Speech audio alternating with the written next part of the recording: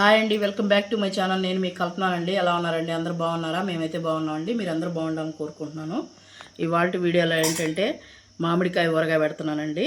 దానికోసం నేను మామిడికాయలు 2 తీసుకున్నానండి.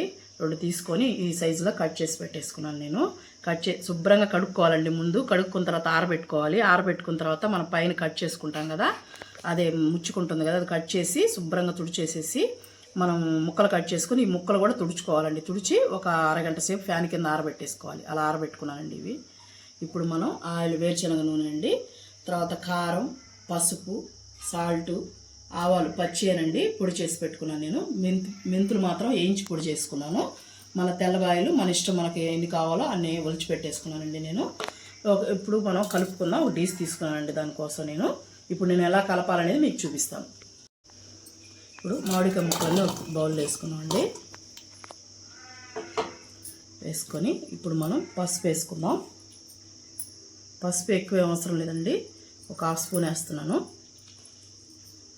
వేసిన తర్వాత ఇప్పుడు మన తెల్లబాయలు ఉన్నాయి కదా, అవన్నీ వేసేసుకున్నామండి. వేసుకొని మెంతిపిండి కూడా తక్కువ వేసుకోవాలండి. మెంతిపిండి కూడా చేదు వస్తుంది, అందుకని నేను ఒక 1/2 స్పూన్ వేస్తున్నాను. వేసుకొని ఇప్పుడు మనం ఆవపిండి వేసుకోవాలండి. ఇవి పచ్చివేనండి ఆవాళ్ళు, నేనేం వేయించలేదు, పచ్చే పట్టేసుకున్నాను.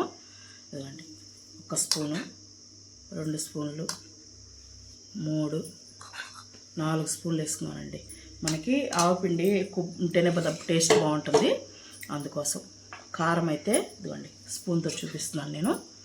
మనకి 1, 2, 3 స్పూన్లు వేసానండి. 3 స్పూన్లు వేసాను. ఇప్పుడు మనం ఒకసారి దీన్ని బాగా కలుపుకుందామండి. ముందు మనకి ముక్కలకి పట్టే వరకు ముందు ఒకసారి కలుపుకుందాం. ఇప్పుడు మనం దీంట్లో సాల్ట్ కూడా వేసుకోవాలి కదండి. సాల్ట్ వేసుకోలేదు కదా, ఇప్పుడు సాల్ట్ కూడా వేసేసుకుందాం. 1 స్పూను, 2 స్పూన్లు వేసానండి. సాల్ట్ మనకి నిలవ ఉండేదానికి, ఆవకాయ ఉండాలంటే ఉప్పు ఎక్కువ పడుతుంది కదండి, అందుకని సాల్ట్ కూడా వేసేసి మనం ఒకసారి బాగా కలిపేసుకోవాలండి. ముక్కలకి సాల్ట్ పట్టేలాగా మనం కలుపుకోవాలి.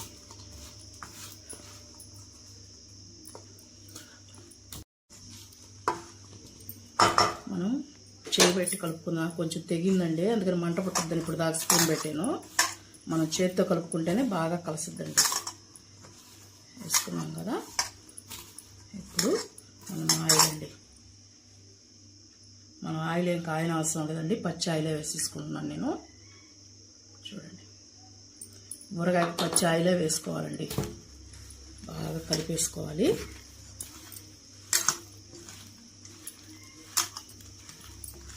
చూస్తున్నారు కదా, ఇలాగా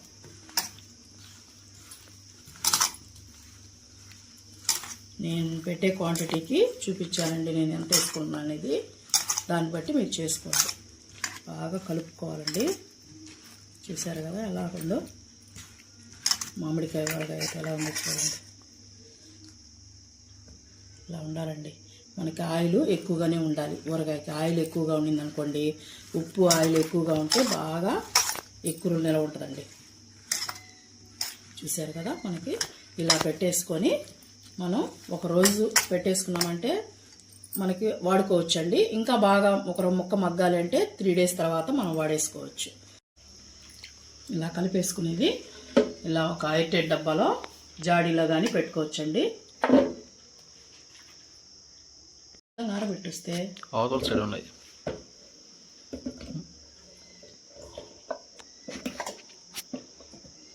చూడండి, ఇలా వేసి పెట్టేసుకోవాలి. అంతా వేసేసుకొని ఎంత బాగుందో చూడండి. మన గుజ్జు కూడా ఎంత బాగా వచ్చిందో చూడండి. ఇప్పుడు మనం ఇలా పెట్టేసుకొని మూత పెట్టేసుకోవాలండి.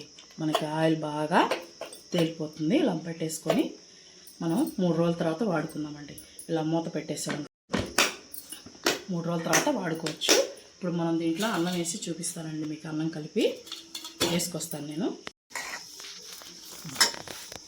చూడండి ఎంత బాగుందో, చూసారా? ఇలాగా తింటే ఎలా ఉంటుందండి, చూడండి ఎలా ఉందో మీకు చూపిస్తున్నాను. సూపర్గా ఉంటుందండి, తిని చూసి చెప్తాను. ఇప్పుడు భలే ఉందండి, అది సూపర్గా ఉందండి. మీరు కూడా తప్పకుండా ట్రై చేయండి. ఇది వాటి వీడియో అయితే ఇదేనండి, మామిడికాయ ఊరగాయ. మీకు కానీ నచ్చితే లైక్ చేయండి, మన ఛానల్ సబ్స్క్రైబ్ చేసుకోండి.